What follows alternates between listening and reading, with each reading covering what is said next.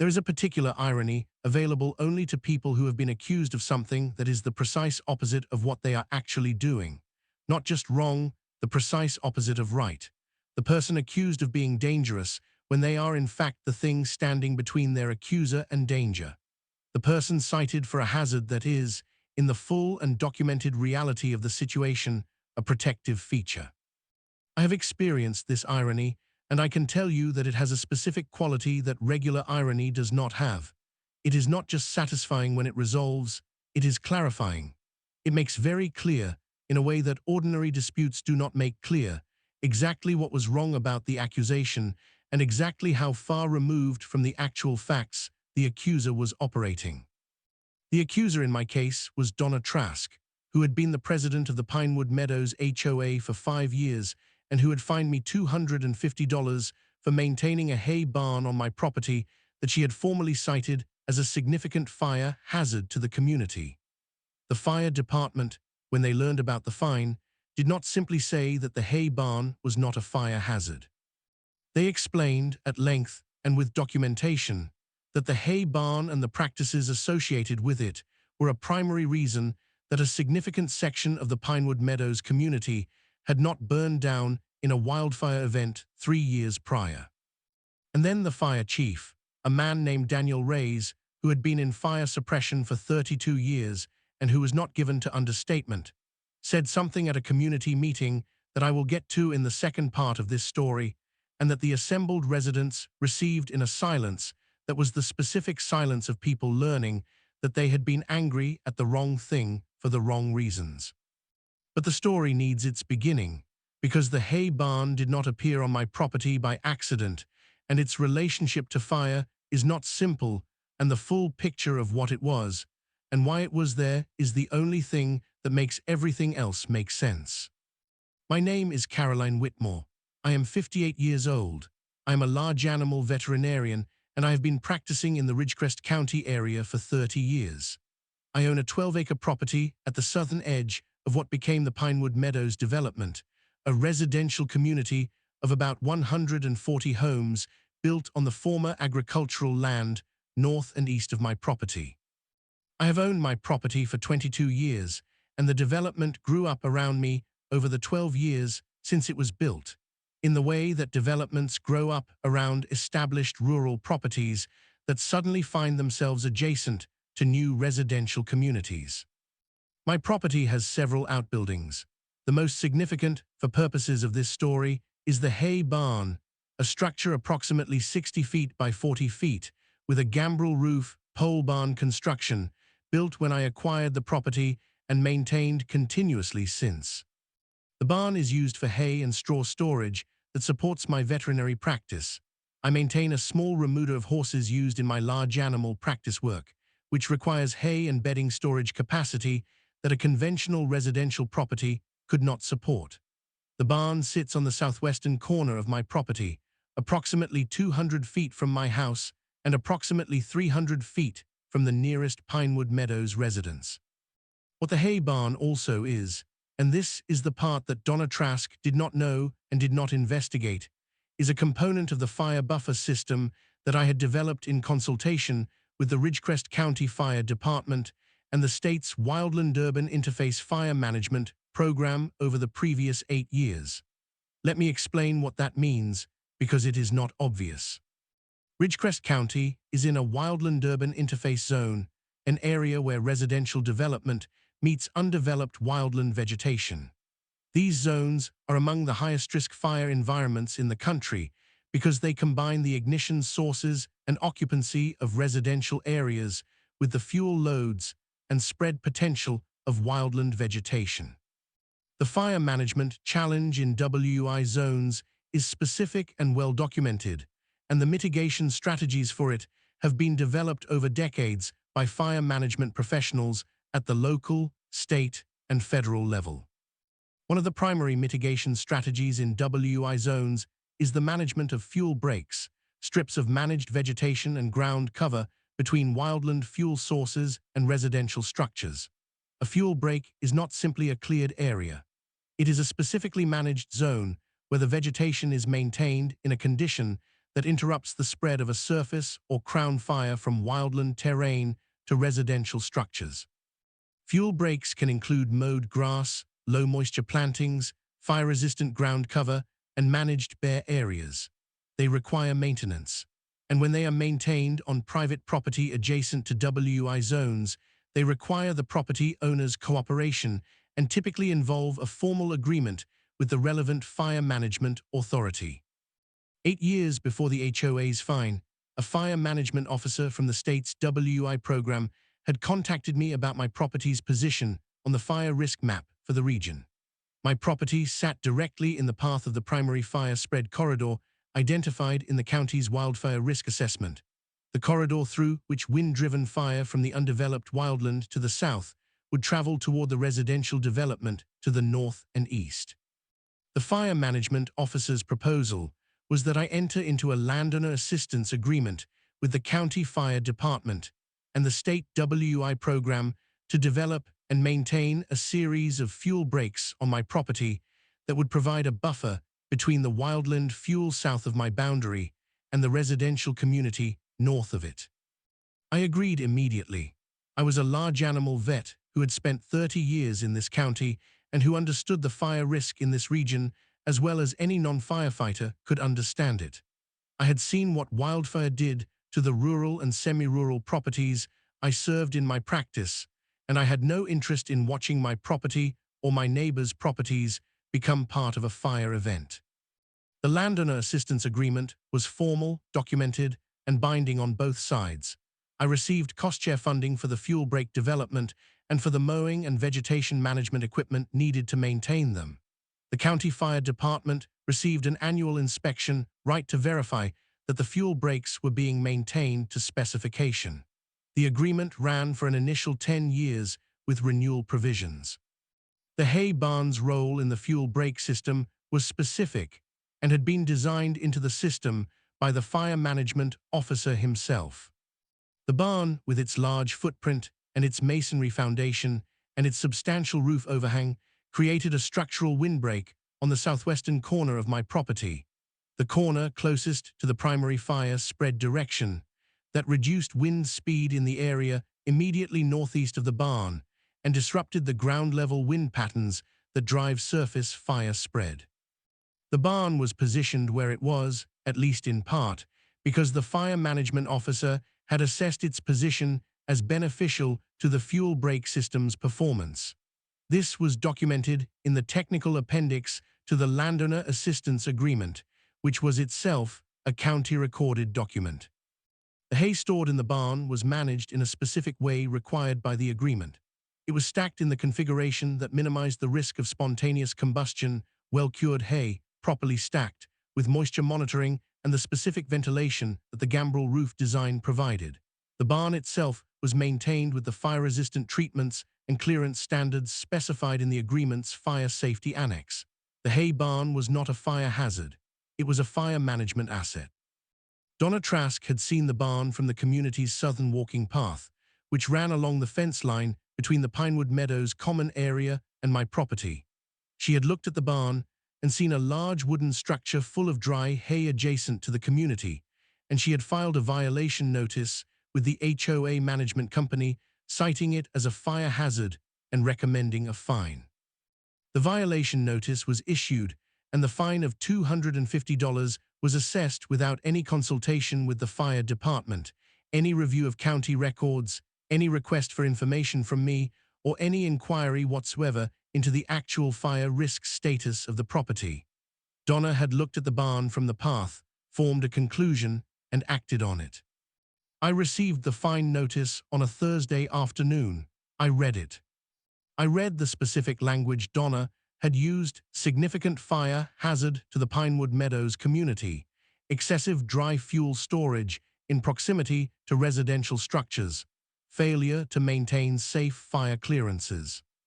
I put the notice on my desk and went to my barn and stood in it for a while, looking at the neatly stacked hay and the moisture gauges on the walls and the ventilation designed into the roof structure and the fire suppression equipment I maintained on the premises, and the emergency access road I had cleared and maintained to the barn specifically so fire apparatus could reach it if needed. Then I went back inside and called Chief Reyes. Daniel Reyes had been the Ridgecrest County Fire Chief for 12 years. I had known him professionally since he was a division captain, and I was the vet who responded to livestock evacuations during fire events, which gave us a working relationship that had developed over years of shared emergency response. I told him about the fine. I read him the specific language. Chief Reyes said one word before I had finished reading. He said what? I said I know. He said he was aware of my landowner assistance agreement and of the fuel brake system on my property, and that the barn's role in the system was something his department had reviewed and approved. He said he was going to make some calls. He called me back 40 minutes later. He said he had spoken with the state WI program officer who had designed the fuel brake system and who was, in Chief Reyes' characterization, not pleased. He said he had also pulled the fire risk assessment map for the region and confirmed that my property was the primary fire buffer between the Wildland Corridor and the Pinewood Meadows community. He said he wanted to attend the next HOA board meeting and present some information. I said I thought that would be appropriate. Chief Reyes said something else before he hung up.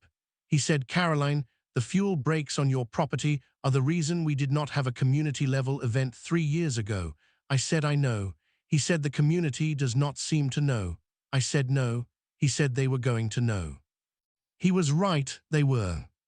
Let me tell you about the fire event 3 years before the fine, because it is the context without which the HOA's mistake is merely wrong rather than significantly wrong.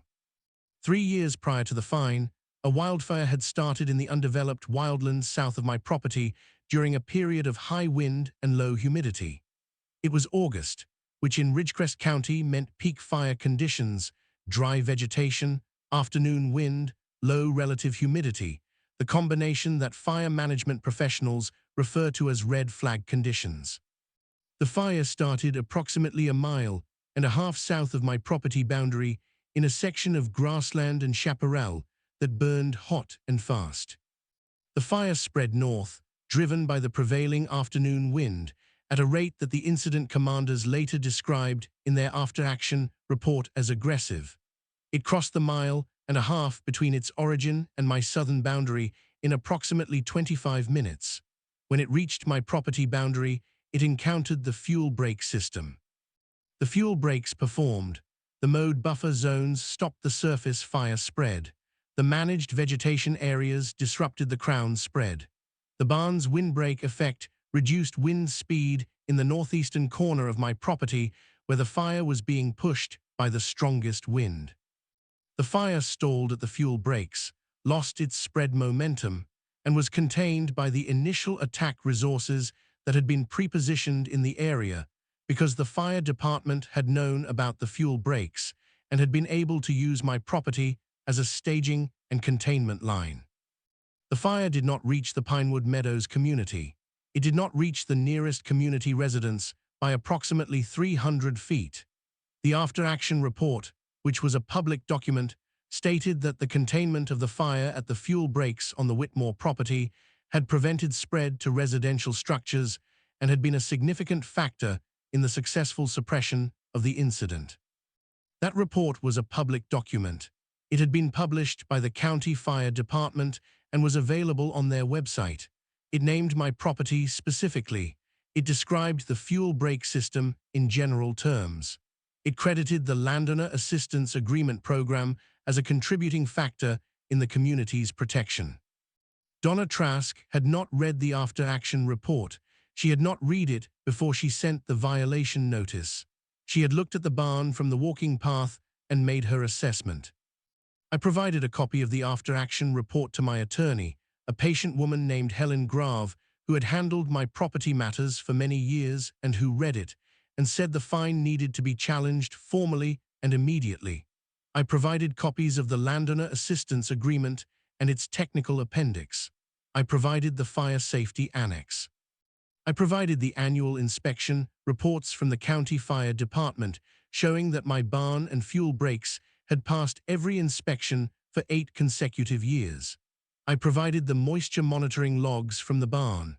I provided the technical specifications for the barn's ventilation and fire prevention design.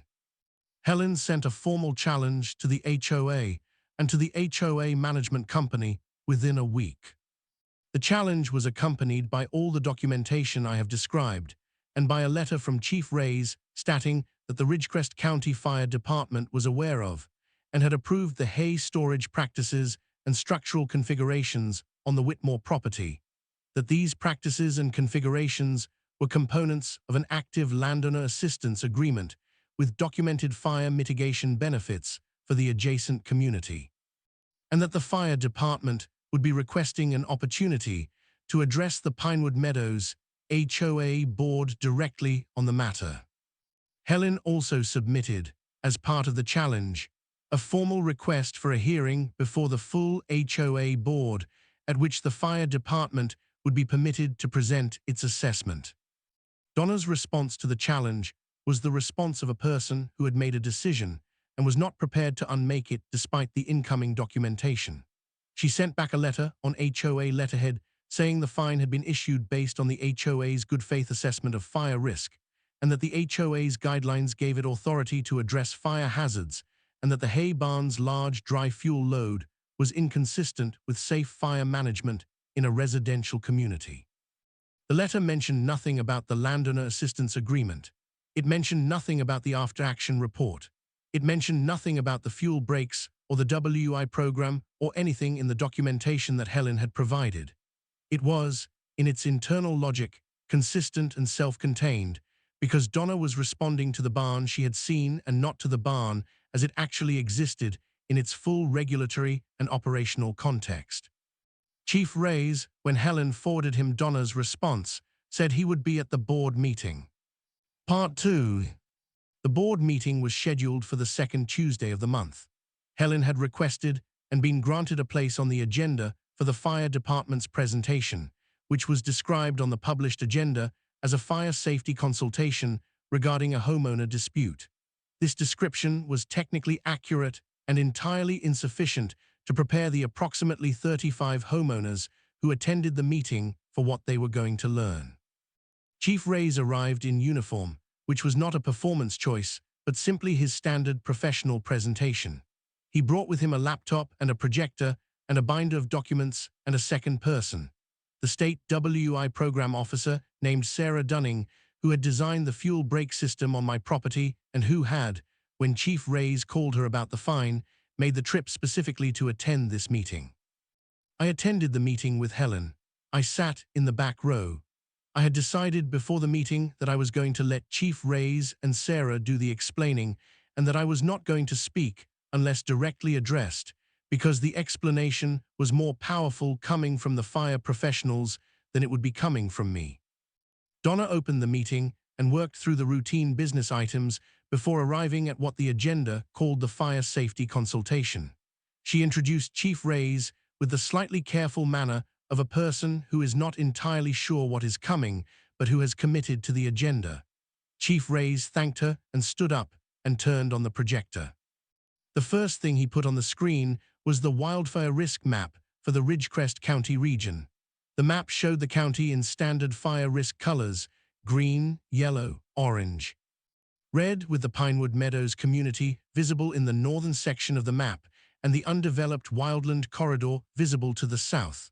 Between them, outlined in the map's data layer, was my property. Chief Reyes did not say anything about the map immediately.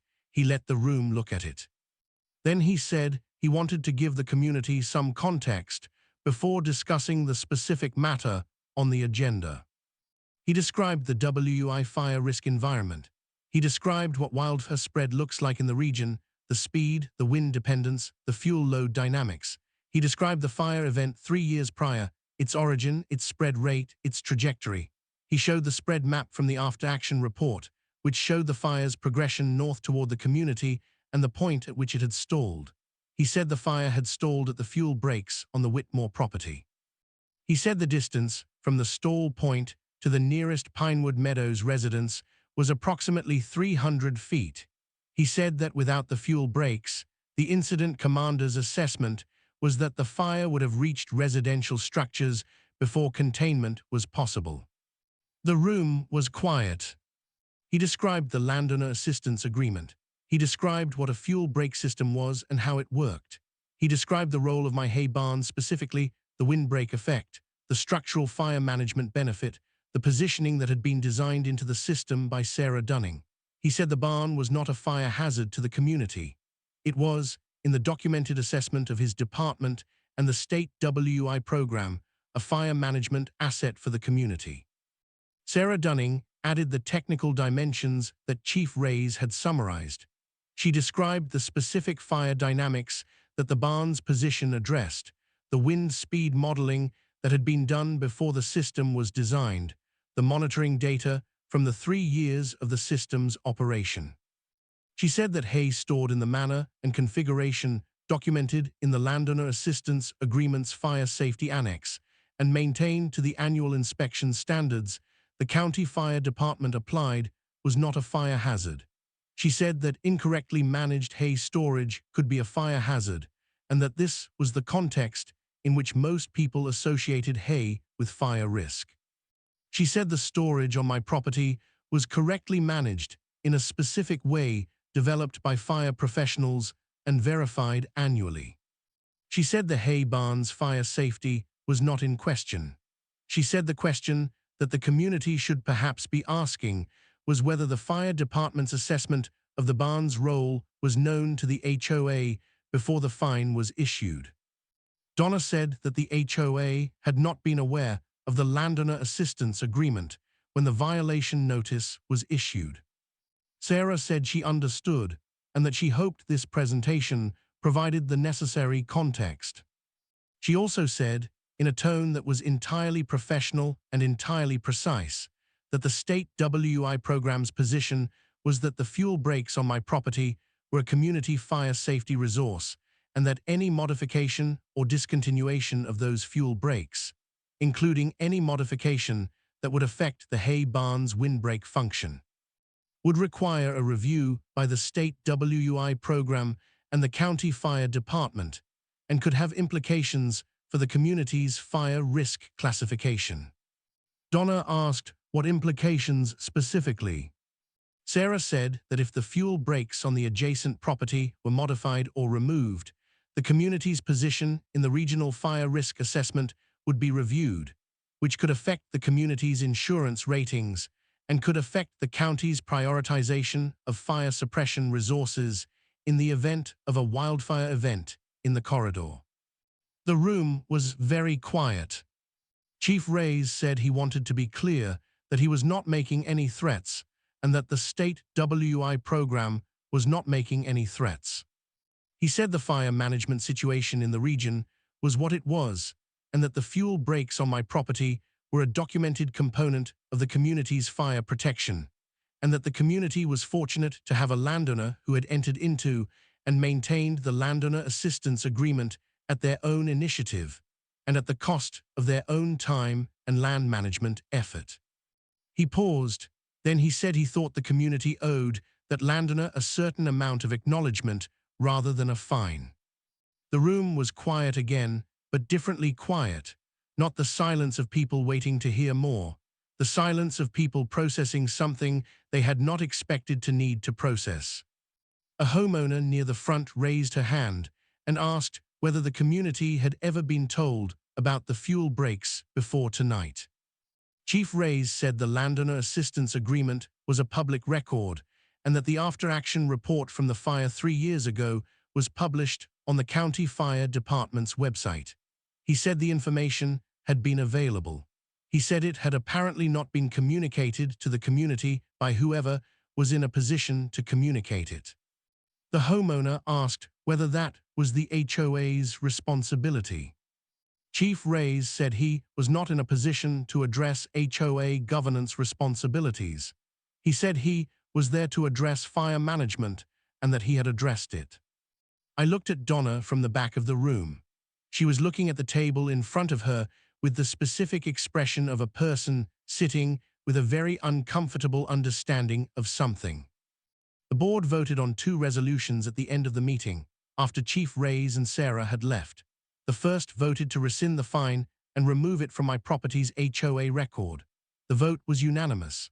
The second voted to direct the HOA management company to review the community's fire safety policies with input from the county fire department before issuing any future violation notices related to fire hazard assessments. That vote was also unanimous. Donna did not move to table either resolution. She voted yes on both. Helen formally confirmed the fine's rescission and the record clearance in writing the following week. My attorney fees for the challenge process were also reimbursed, which Donna had apparently offered voluntarily after the board meeting without Helen needing to request it. I noted this as the act of someone who understood that the situation had not reflected well on her process and who was trying to address that in the ways available to her. Donna came to my property 2 weeks after the board meeting. She called first to ask if she could come, which I found appropriate. I said yes, and she came on a Saturday morning. I walked her through the barn and the fuel breaks, the mowed buffer zones, the managed vegetation areas, the specific features of the fuel break design. She was quiet for most of the walk. She asked good questions about the moisture monitoring and the hay stacking configuration. At the end of the walk, standing at the southwestern corner of my property, where you could see both the hay barn and, on a clear day, the beginning of the wildland corridor to the south, she said she owed me an apology for not investigating before acting. I said I accepted it. She said she had lived in the community for 4 years and had not known about the fire 3 years ago, which I found remarkable. I said the after-action report was on the county website. She said she had not known to look for it. I said I understood and that not everyone read fire department after-action reports as a matter of habit.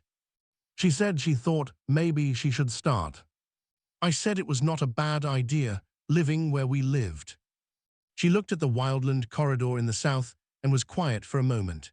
Then she said she had not fully understood, before last week, what the region's fire risk actually looked like.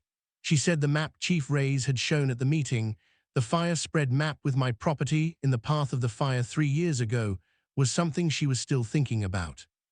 I said most people who lived in WI zones did not think about fire risk the way fire management professionals thought about it, and that this was understandable because the risk was invisible on calm days and only visible when it was no longer abstract. I said that was part of why programs like the Landowner Assistance Agreement existed, to address the risk in the invisible periods before it became visible. She said she was glad the program existed and that she was glad I had been willing to enter into it. I said I was glad too. We walked back to the barn. I gave her a bale of straw for her garden beds, which she had mentioned during the walk. She loaded it into her car and thanked me and left. Chief Reyes called me the following week to check in. I told him the fine had been rescinded and the meeting had gone well. He said he was glad and that he had enjoyed the opportunity to explain the fuel brake system to the community. He said community education about WI fire risk was something his department was always looking for opportunities to do, and that the board meeting had been one of the better ones he had done. I asked if he had expected the room to be as quiet as it was when he described the fire 3 years ago. He said he had expected some of it. He said the spread map tended to do that to people. He said there was something about seeing a real fire's real path on a map, with real distances to real structures you lived in, that produced a quality of attention that other kinds of fire safety communication did not produce. I said I thought that was true. He said the community was lucky. I said I knew. He said not every WI community had a landowner adjacent to it who had entered into a landowner assistance agreement and maintained it for 8 years. I said I was aware of that. He said it was something the community should genuinely appreciate. I said I thought they did now. He said he thought so too. The hay barn is still standing. The fuel breaks are maintained to their annual inspection standard. The landowner assistance agreement was renewed for another 10 years at the most recent renewal, with the fuel brake specifications updated to reflect improvements to the state's WI modeling methodology. My horses are well fed, and the barn is stacked with properly cured hay managed to the fire safety annex specifications. The moisture gauges read correctly. The ventilation is functional. The emergency access road is clear. The fire season comes every year in Ridgecrest County. The red flag conditions come in August, as they always do, when the wind is high and the vegetation is dry, and the wildland corridor to the south of my property contains the particular combination of fuel load and terrain that makes fire management professionals in this region pay close attention. Every August, I walk my fuel breaks and verify their condition and check in with Chief Ray's department and confirm that the system is operational. Every August, the fuel breaks stand between the wildland and the community, as they have stood for 8 years, doing the quiet work of fire management that most of the community residents do not think about on the calm days when nothing is burning. The hay barn stands at the southwestern corner of my property, managing the wind in the way that it was designed to manage it, full of hay that is not a fire hazard because it has been managed by someone who understands fire well enough to know the difference between hay that is dangerous and hay that is properly managed. The distinction is not complicated.